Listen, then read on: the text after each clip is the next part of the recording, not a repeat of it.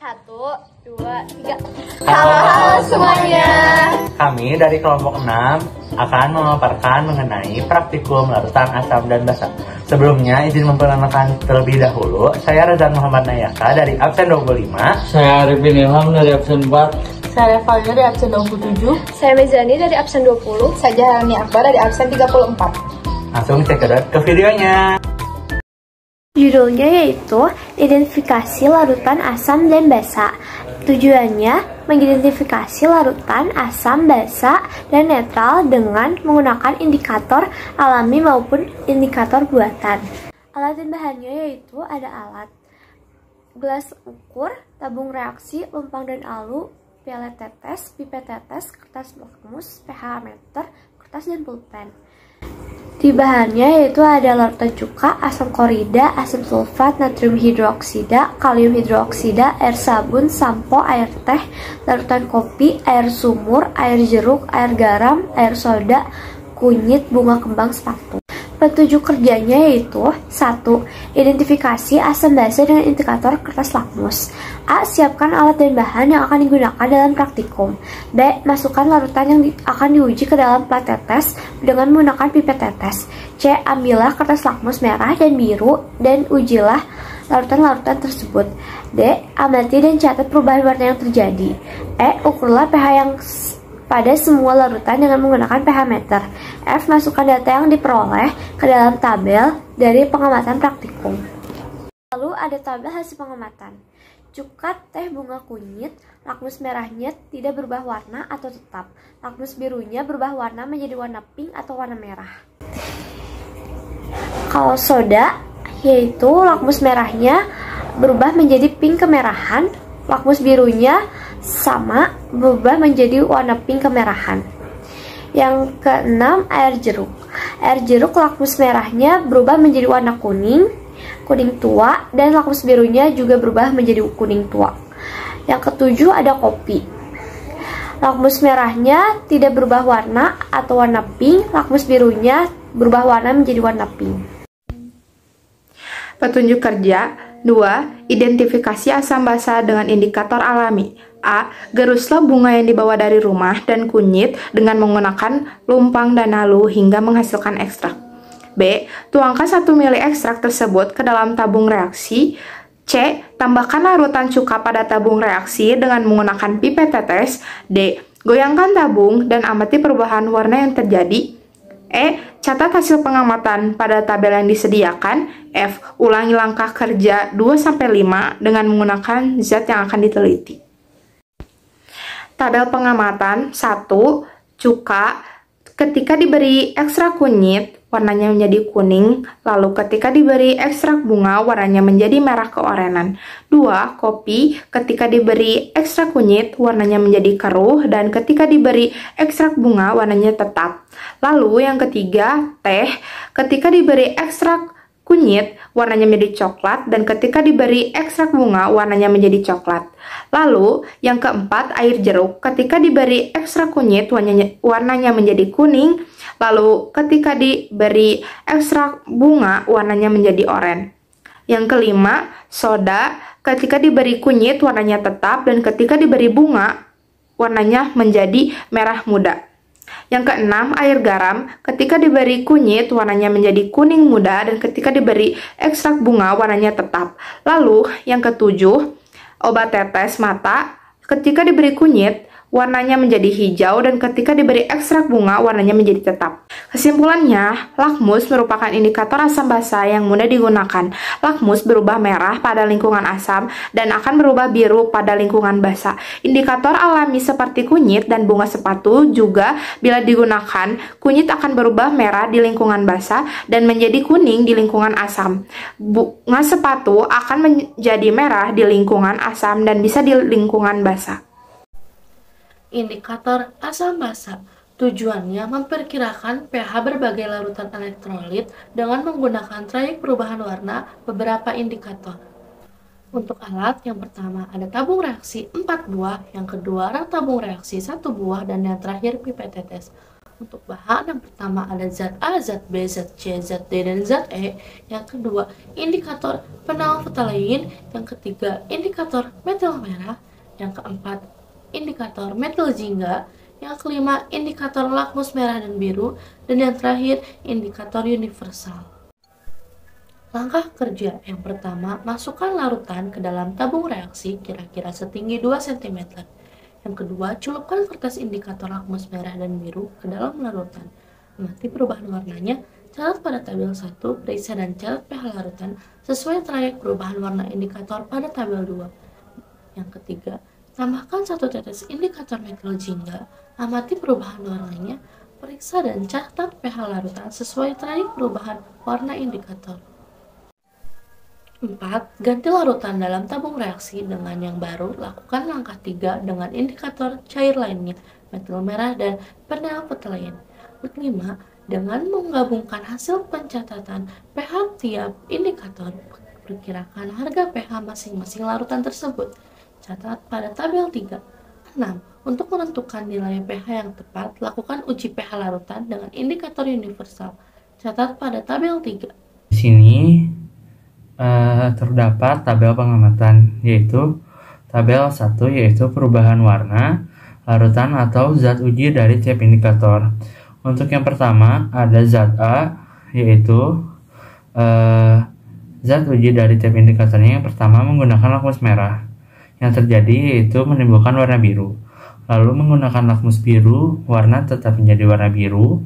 Lalu menggunakan metil jingga, warna berubah menjadi warna oranye. Lalu menggunakan metil merah, warna menjadi warna kuning. Lalu menggunakan fenolftalein, warna menjadi pink keunguan. Lalu yang kedua terdapat zat B, yaitu dari lakmus merah warna menjadi warna pink, dari lakmus biru warna menjadi warna pink. Lalu menggunakan metil jingga, warna menjadi merah pekat. Lalu selanjutnya dari metil merah warna menjadi warna pink dan menggunakan fenolftalein, warna menjadi kuning. Lalu selanjutnya dari zat C yang ketiga, lakmus merah menjadi warna pink, untuk lakmus biru menjadi warna pink. Lalu dari metil jingga menjadi warna merah pekat. Lalu dari metil merah menjadi merah pekat, dan dari fenolftalein menjadi warna kuning. Selanjutnya dari yang keempat yaitu zat D. Untuk dari lakmus merah warna menjadi biru. Dari lakmus biru, warna menjadi biru. Lalu dari metil jingga, warna menjadi orange. Lalu dari metil merah, warna menjadi kuning. Dan fenolftalein menjadi warna pink keunguan. Lalu selanjutnya yang kelima yaitu ada zat E. Untuk dari lakmus merah, warna menjadi warna pink. Dari lakmus biru, warna menjadi warna pink. Dari metil jingga, warna menjadi merah pekat.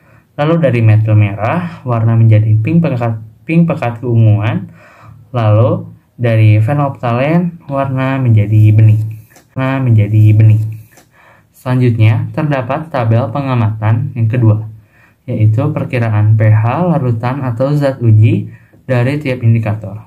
Untuk yang pertama, dari zat A, menggunakan lakmus merah. pH-nya itu lebih besar dari 8,3. Lalu dari lakmus biru, pH lebih besar dari 8,3. Lalu dari metil jingga, pH lebih besar dari 4,4. Lalu dari metil merah, pH lebih besar dari 6,3. Dan fenolftalein, pH lebih besar dari 10. Lalu perkiraan pH larutan atau zat ujinya, pH lebih besar dari 8,3. Lalu yang kedua terdapat zat B. Untuk dari lakmus merah, pH lebih kecil dari 4,7. Lalu yang dari lakmus biru, pH lebih kecil dari 4,7. Lalu yang dari metil jingga, pH lebih kecil dari 3,1. Dan dari metil merah, pH kurang dari 4,2. Dan yang terakhir dari fenolftalein, pH kurang dari 8,3. Untuk perkiraan pH larutan atau zat ujinya, pH kurang dari 4,7. Yang ketiga, terdapat zat C.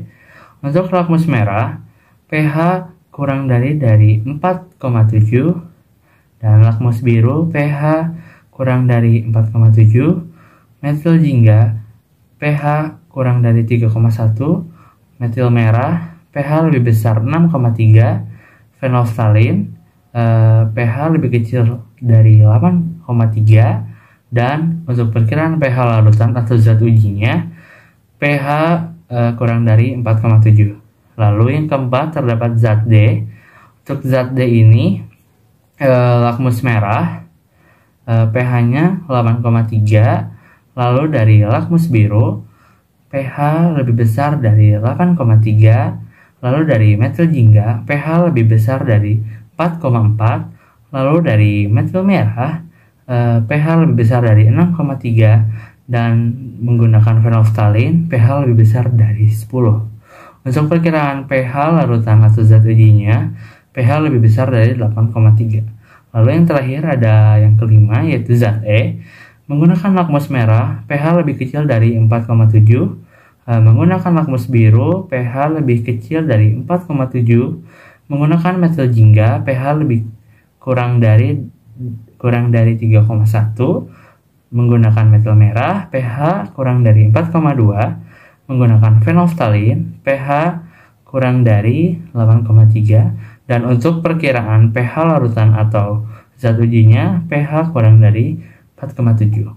Selanjutnya, terdapat tabel pengamatan yang ketiga, yaitu perbandingan perkiraan pH larutan atau zat uji tiap indikator dengan indikator universal.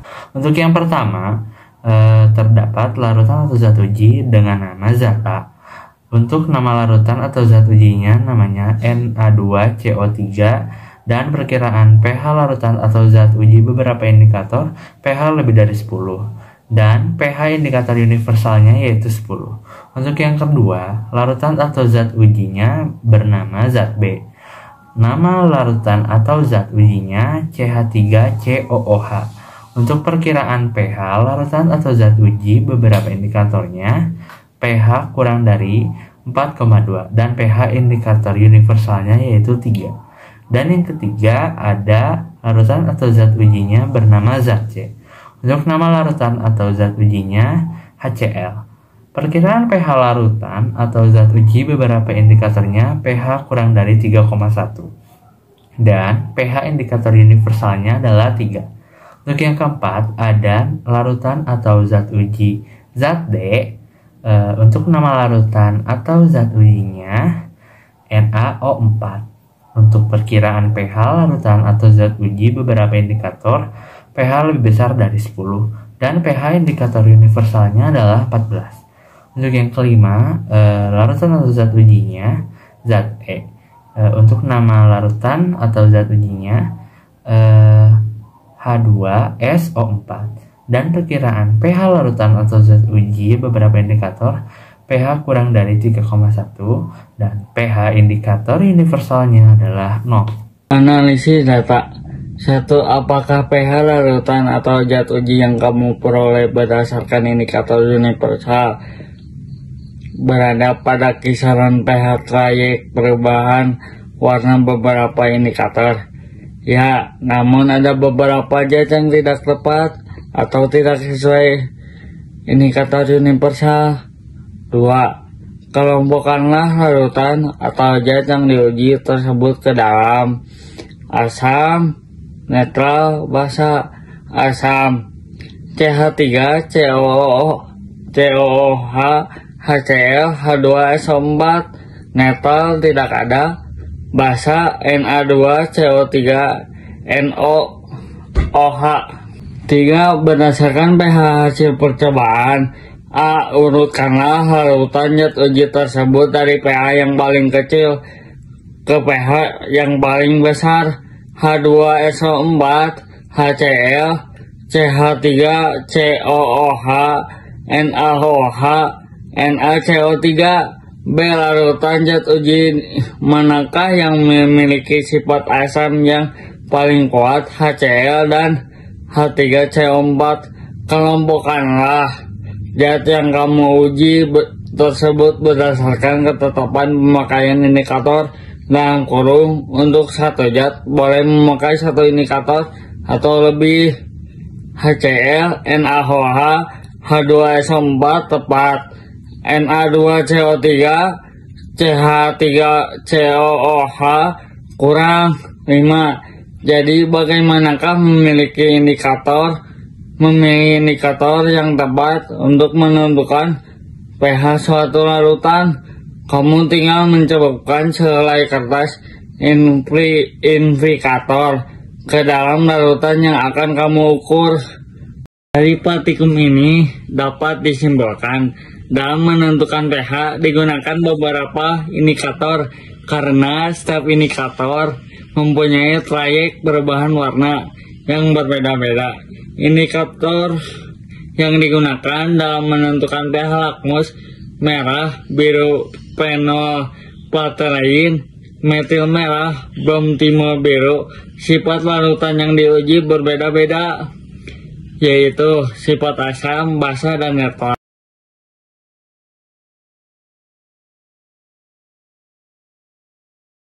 Sekian pemaparan dari kelompok kami. Mohon maaf bila ada kesalahan.